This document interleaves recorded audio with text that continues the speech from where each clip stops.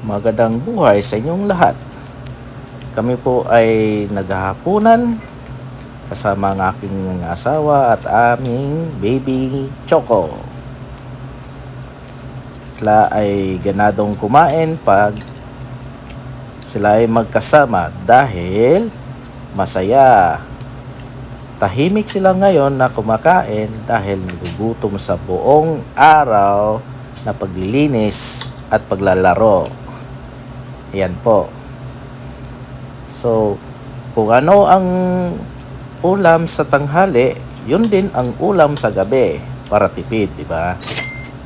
So, ang ulam po namin kaninang tanghali at ngayon ay pansit at bulalo. Ayan po. Kain lang ng kain.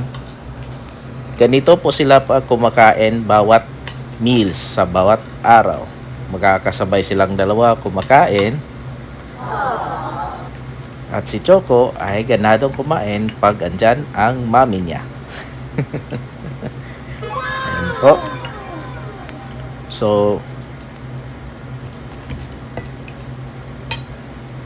ganado sila kumain. Ayan po, thank you very much.